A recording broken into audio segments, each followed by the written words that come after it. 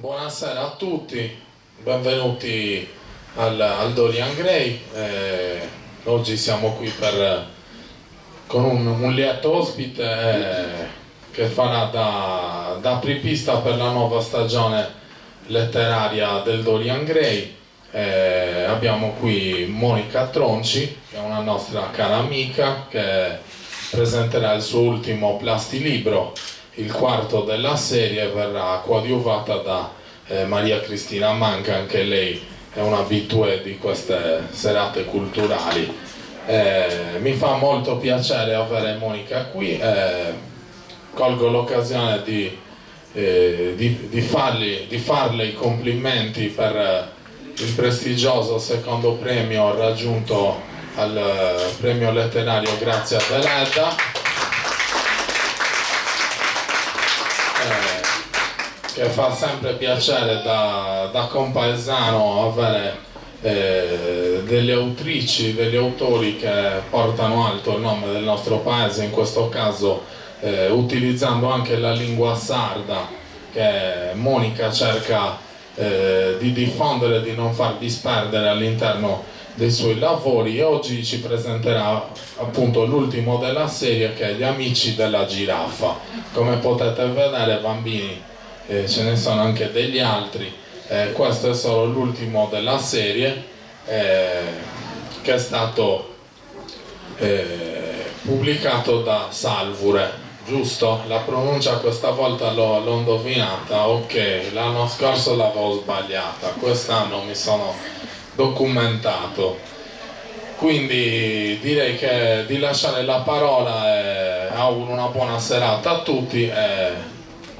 Il libro di Monica vale la pena di essere letto, di essere soprattutto fatto leggere ai bambini, ma anche a noi adulti non guasta mai una rinfrescatina sul sardo. Buona serata a tutti e buon proseguimento. Grazie. Prendo io. Facciamo un applauso anche a Davide che ci ha accompagnati. Intanto poi i grandi li ringrazio dopo, però grazie davvero dell'attenzione dei bambini, perché so che siete veramente bravi e che ci farete compagnia. Poi dopo ci direte anche il vostro nome. Siamo qui con Monica, che è una terralbese, per presentare il suo libro.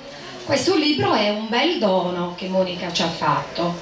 È un dono perché c'è molto di lei qua, poi ce lo dirà lei che cosa c'è di lei, e perché sapete, se io dovessi fare una domanda ai bambini, di che materia sono fatti i sogni?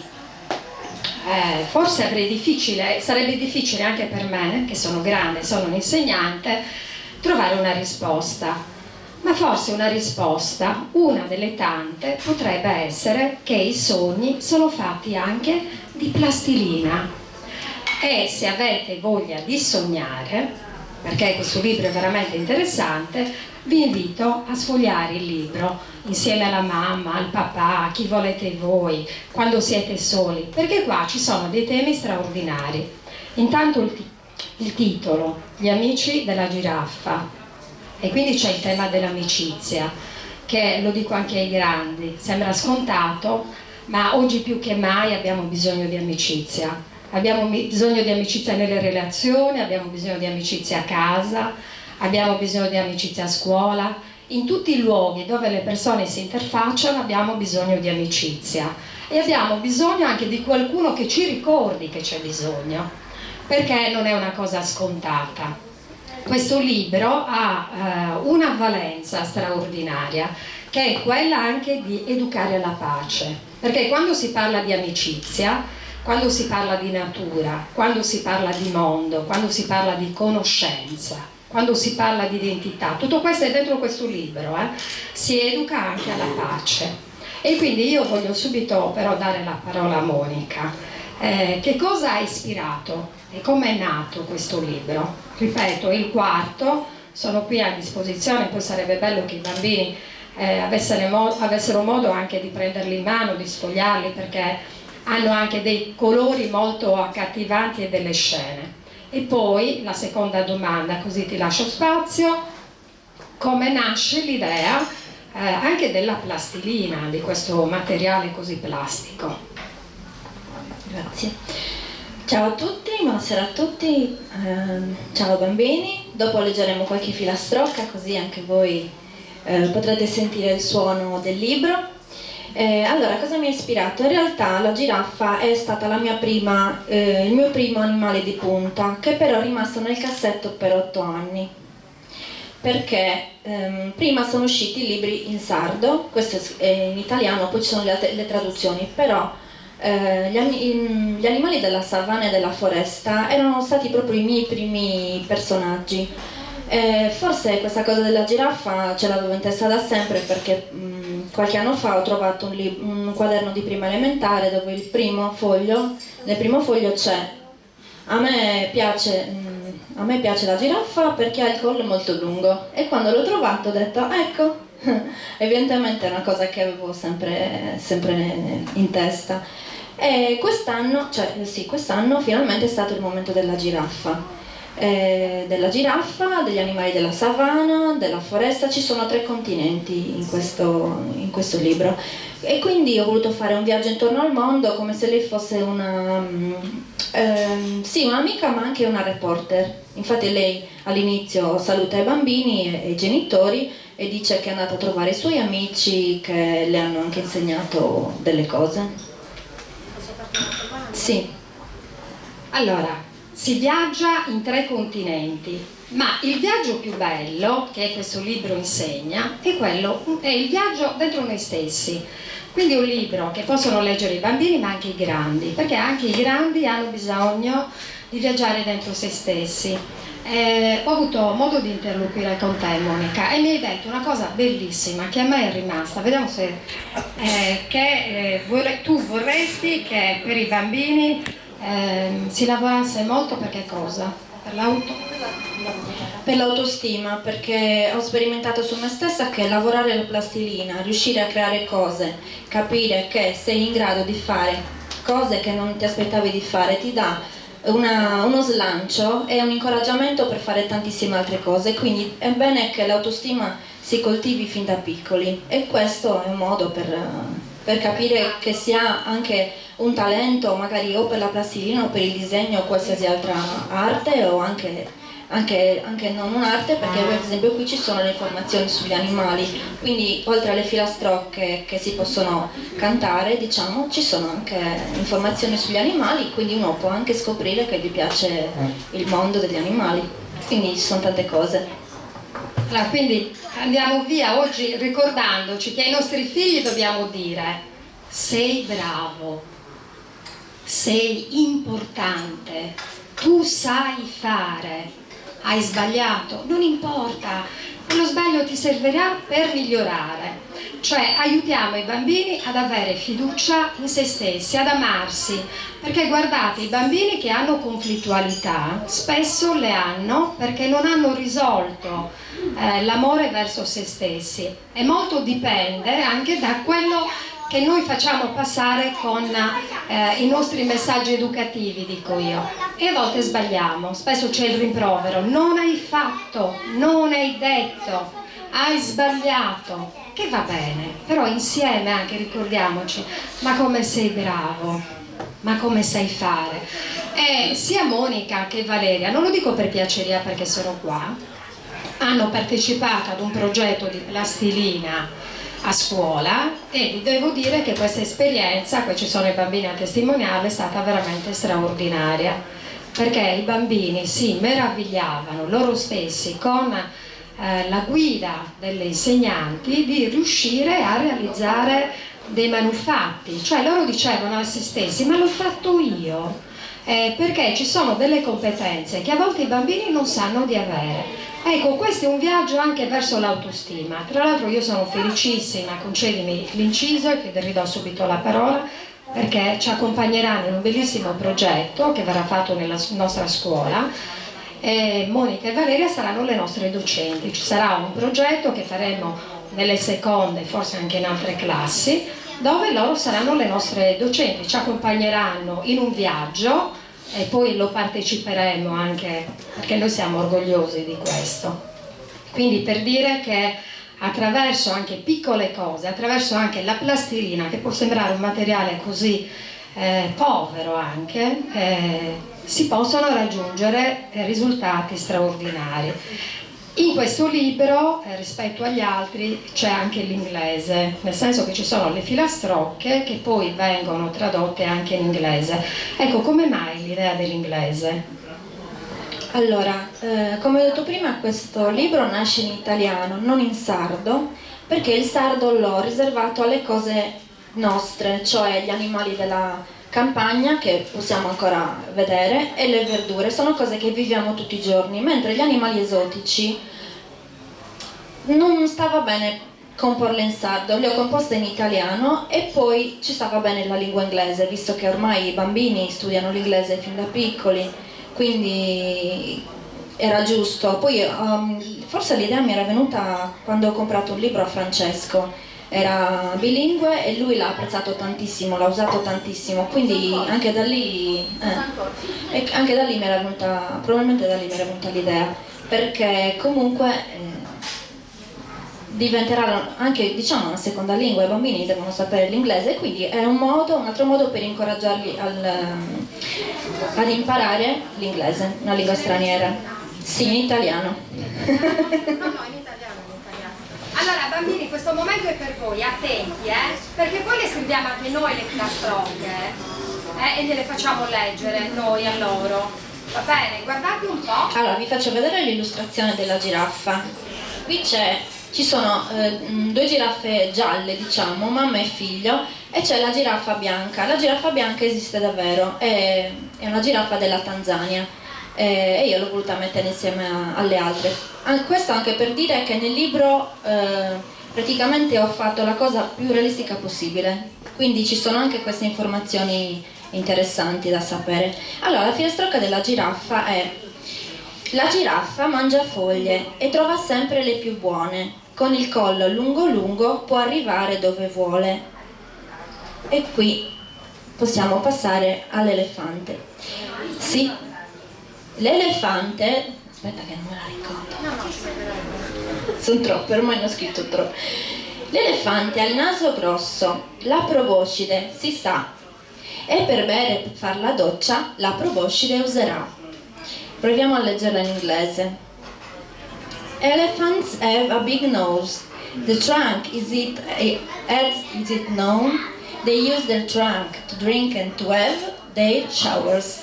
Non sempre la rima in inglese l'abbiamo potuta fare perché sarebbe stato un altro.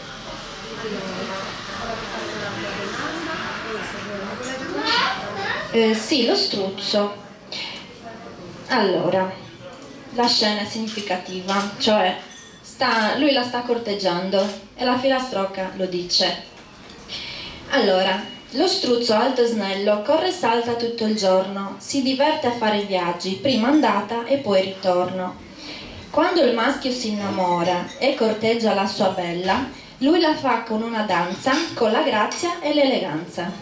Non potevano mettere la danza nel libro. Sì, c'è la musica. Allora, un'amica di Cagliari che ha lavorato tutta la vita nel coro era un'artista del coro del teatro ed è una musicista, e quindi cantante lirica, musicista. Mi ha proposto un giorno di fare la musichina e mi ha mandato lo spartito, così io ho potuto metterlo sul libro. Ve la canto, però non garantisco. Allora, Castiano vago entre sul lago, si popotamo vai di su bagno, binti da vai uno girigedu, samigo su villoneddu. L'avete capito, bambine? Bambini? Poi ci vuole il controcanto, ma Lo facciamo poi, giusto. lo facciamo. Volevo far vedere il camaleonte. Quanti camaleonti vedete in questa foto, bambini?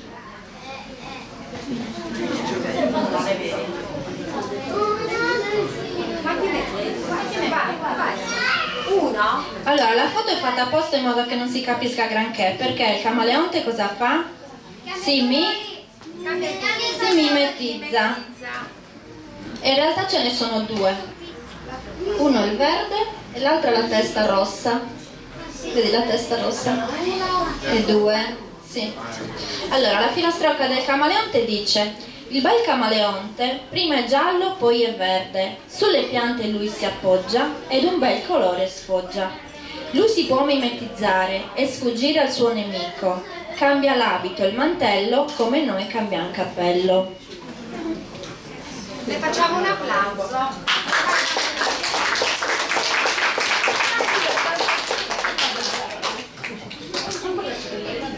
Allora, volevo fare un'altra considerazione che per me è importante. La lingua rimane viva se la teniamo viva, e quindi il sardo rimane come lingua una lingua viva e non una lingua morta se lo utilizziamo. E il sardo va utilizzato nella quotidianità. Ora che cosa succede? Che vediamo che spesso i nostri alunni, sempre di più, man mano, io insegno 37 anni, da 37 anni perché avevo 18 anni quando ho iniziato a insegnare, e vedo che sempre di più ci troviamo ai bambini che magari capiscono qualche parola in inglese, ma se ci rivolgiamo a loro con delle frasi in sardo, parlo della prima, perché poi in quinta un po' a molte frasi si abituano, perché la maestra parla loro in sardo, non conoscono la lingua, e se conoscono qualche frase è la frase magari di quando uno è arrabbiato, perché di solito i nonni, magari che la lingua la parlano, o i genitori, parlo anche per me, di solito utilizzano questa lingua, non lo so, forse è più efficace, quando si usano una gadasa.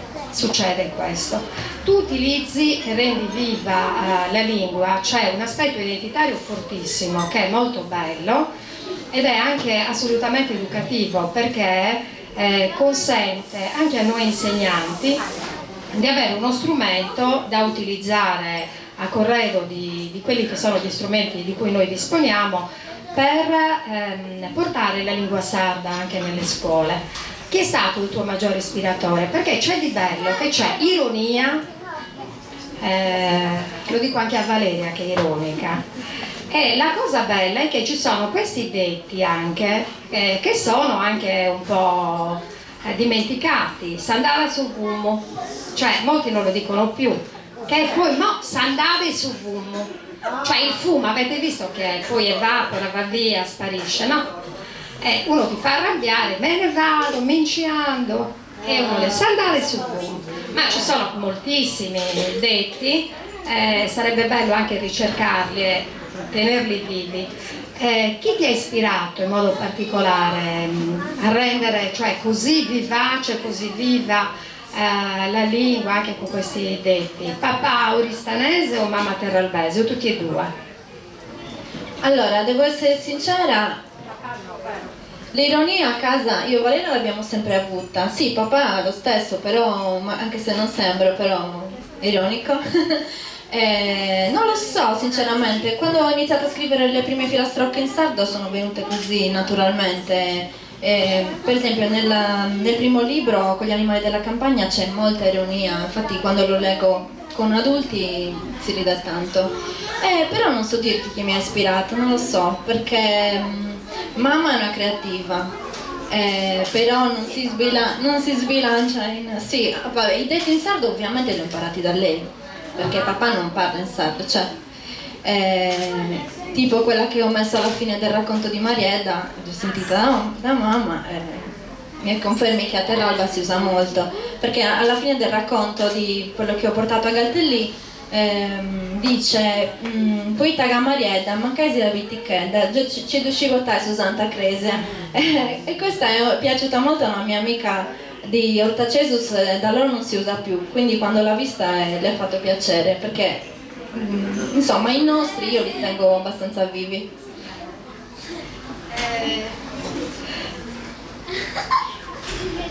C'è stata qualche lettura anche recente che tu hai fatto, o qualche esperienza che hai vissuto che in qualche modo ti sta ispirando anche per qualche opera che è successiva a quelle che tu hai fatto? Intanto, lo diceva Davide, ci sentiamo orgogliosi del tuo premio, perché da Terralbesi non possiamo non condividere e sentire nostro il successo dei nostri concittadini. Io ho gioito quasi sino alla commozione, sembra strano, in questo mi sento nelle corde, ma anche e soprattutto se fossi un tessuto fibra che fa parte di quel tessuto anche sociale di cui tu sei parte, perché oramai sei di adozione terralbese, anche con mamma sarda ma terralbese. Dico, c'è qualche idea che stai maturando, se è possibile dirla? Sì, c'è un'idea in italiano, un'idea che comprende storia, ho scritto dei racconti su Eleonora della Borea bambina che spero esca quest'inverno. Sono 10 racconti brevi in un contesto storico giudicale, quindi si parla davvero dell'epoca in cui è vissuta Eleonora. Si parla di Eleonora bambina, anche se di Eleonora bambina non si sa quasi niente, però io uso Eleonora per parlare di usi e costumi, quindi sfrutto il personaggio storico conosciuto sia per farlo conoscere di più ai bambini e anche a molti adulti, sia per far conoscere gli usi e costumi medievali e anche dei modi di dire che sono nati nel Medioevo, quindi anche quello ha più aspetti. Quindi anzi vi invito, il 24 novembre dobbiamo metterlo in scena, il reading su questi racconti a Macomere, lontano, lo so, però io insomma vi invito. Con il nostro gruppo medievale Anticaturabilis metteremo in scena alcuni racconti. E quindi diciamo che la cosa più vicina è quella. E poi c'è un sacco di roba nel cassetto. C'è la seconda parte, diciamo la seconda puntata della giraffa, ci sono altri 14 animali pronti, che però forse si chiamerà Gli amici del cuoca. Il cuoca è quell'animale che sorride, è sempre un gatto grande che sorride, è australiano. E quindi c'è anche quello pronto, sì. Tutto scritto, gli animali sono tutti creati, bisogna solo fare le scene e fotografarle. Insomma, nel cassetto c'è un sacco di roba. E poi, un'altra cosa in sardo che però non ho ancora fatto uscire, ho scritto in rima, in sardo, una poesia lunga che si chiama Iscontus de Iaiuvau. Allora, non me le ha raccontate il nonno queste cose, ma io ho voluto ammetterle. Adesso mi commuovo. Vabbè, stavo caricando da prima.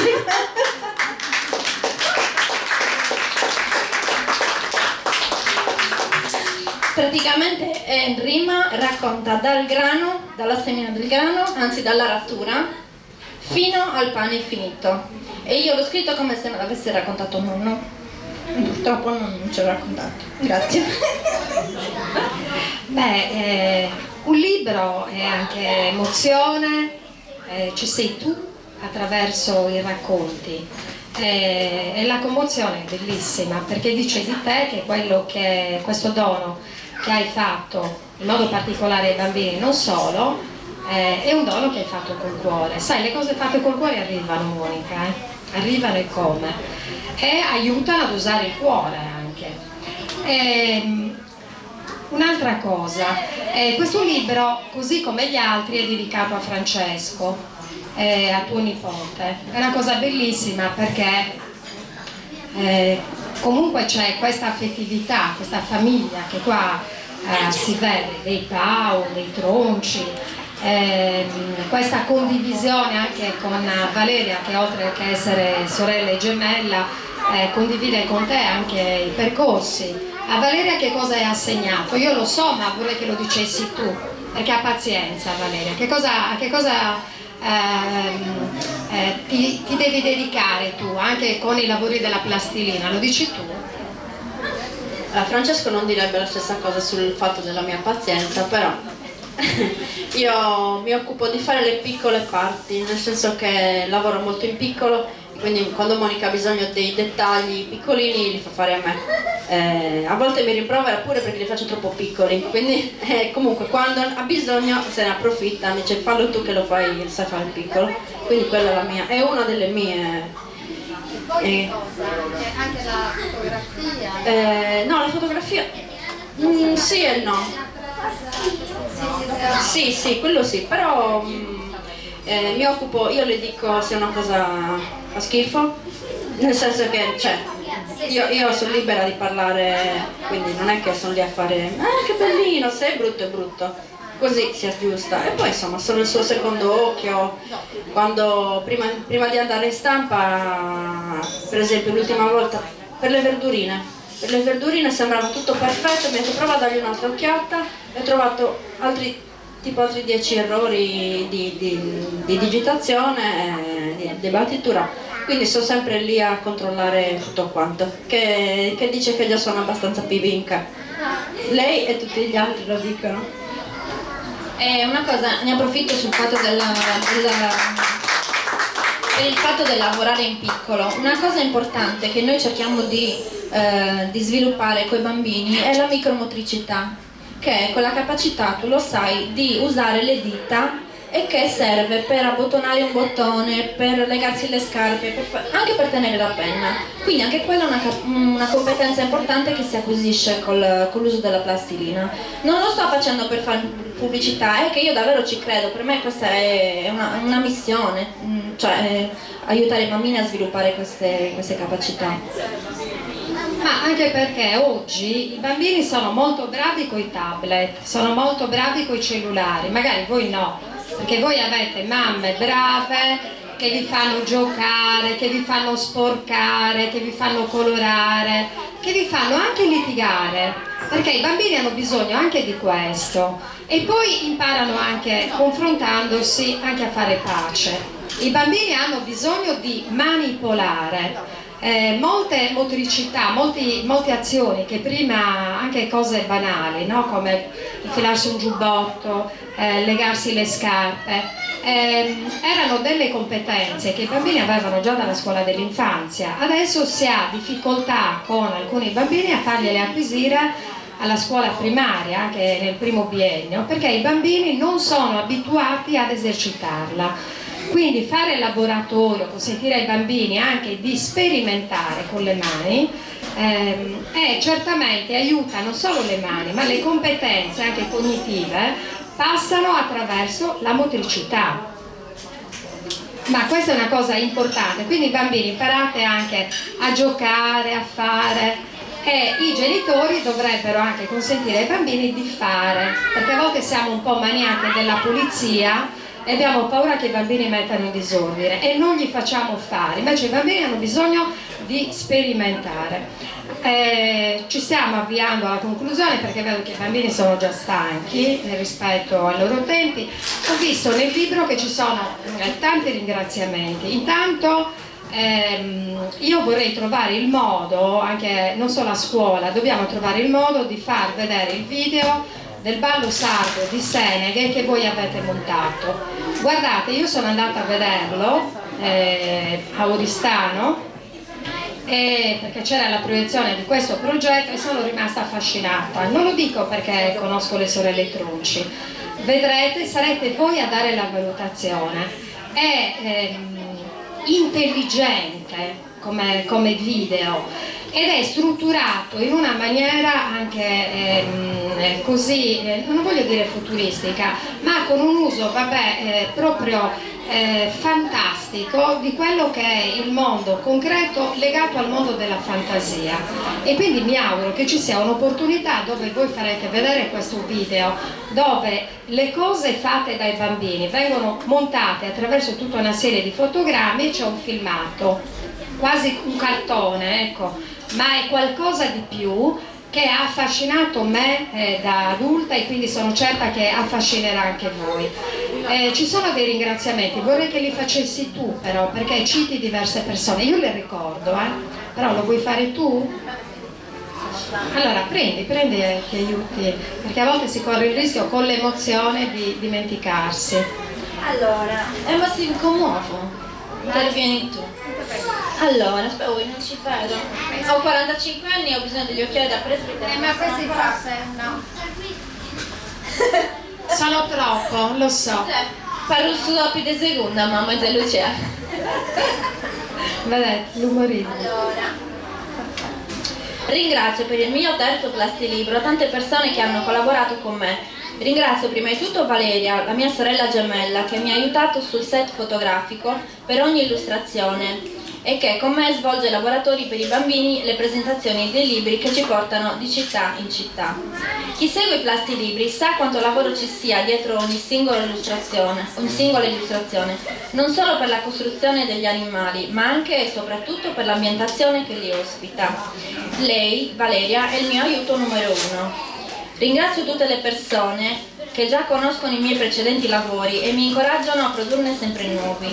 Ringrazio tanti amici, Fabio Solinas che ha tradotto per me le filastrocche in inglese, Carlo Sulis che spesso mi dà i suoi preziosi consigli sull'uso della lingua sarda. Da lui ho imparato tanto, è un ex maestro di Ales che traduce in sardo. Alessandra Ghiani per essere presente in questo libro con la prefazione e per l'incoraggiamento affettuoso che non manca mai di darmi. Alessandra Azzori che ha composto per me la musica della filastrocca dell'ippopotamo. Ignazio Salvatore Basile che è il marito di Alessandra, che con i suoi consigli mi ha fatto scoprire nuovi vocaboli della lingua sarda. Anche lui scrive in sardo e ha un blog in sardo. La mia famiglia che è sempre presente, Marco Serra che anche questa volta si è occupato della realizzazione degli scatti fotografici, io preparo il set e lui fa lo scatto finale, la loro post-produzione e l'impaginazione fino alla messa in stampa del libro, l'associazione Sardinia Crea Lab che è la nostra nuova associazione.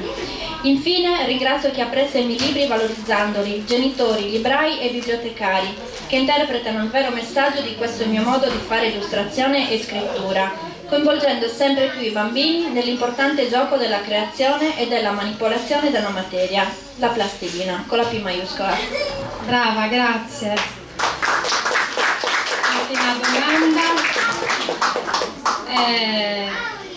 Un grazie lo diamo anche ai tuoi genitori, no? Che secondo me, io per quel poco che li conosco, hai la fortuna di vivere in una famiglia di artisti. Tuo padre che è così bravo a creare abiti, è un sarto, ma soprattutto un ideatore e creatore straordinario. Prima o poi mi devo far creare anch'io, lo sto dicendo per captazio benevolenza. No, devi vedere la faccia che hanno fatto mamma e papà, perché non sono sarti di professione, sono appassionati di abiti medievali, quindi hanno imparato a crearli. No, guardate, sono bravissimi. E poi la mamma che ha questo estro artistico che evidentemente ha trasmesso alle figlie e che ho visto che però loro in maniera molto intelligente ne hanno fatto tesoro e la stanno coltivando. Poi c'è Claudia, anche lei che è un'artista, la vediamo spessissimo in televisione, una famiglia di artisti. Qual è la domanda, e finisco con questa, che avresti voluto che ti facessi e che non ti ho fatto, perché magari l'ho dimenticata? C'è una domanda particolare, oppure un pensiero con cui tu vorresti che i bambini e le persone tornano a casa? Aspetta, devo pensare un attimo. Allora, io ai bambini dico una cosa, di usare sempre i colori, perché i colori vi aiuteranno sempre in qualsiasi cosa, vi faranno venire tante idee, aiuteranno la fantasia, le mani, i disegni. I colori servono sempre. Se vedete grigio, cosa pensate? Che magari sta piovendo, vero? Se invece vedete i colori, è tutto un altro mondo, vero? Quindi bambini, vi consiglio di usare sempre i colori qualsiasi cosa facciate, ok? Allora, io direi che ci avviamo a concludere. Qualche ringraziamento anche io a Monica di avermi dato e Valeria questa opportunità, mi sento onorata, ho solo accompagnato, però io condivido i tuoi successi anche da donna. Un ringraziamento il più speciale ai bambini che sono stati veramente molto disciplinati, complimenti, bravissimi, grazie della vostra attenzione. Poi ti do, puoi parlare? Mi stavo dimenticando che devo farvi vedere come si crea un elefante. Tu concludi che io preparo. Allora lei prepara e poi il ringraziamento più grande ai grandi. Dico, quando ho l'opportunità di avere l'onore di presentare qualche libro, finisco sempre con una frase. Non è una frase fatta, è una frase in cui credo molto. Grazie perché con il vostro tempo ci avete dedicato e regalato una delle cose più preziose di cui disponiamo, il nostro tempo, la nostra attenzione, e ci avete regalato un po' di voi. Grazie, speriamo di non avermi annoiato, speriamo che questo libro sia una carezza non solo per le mani ma anche per il cuore, non solo dei bambini ma anche dei grandi. Buona serata, grazie Monica, grazie Valeria, grazie a chi ci ospita, che bello questo locale che è così pieno di cose belle e di cultura.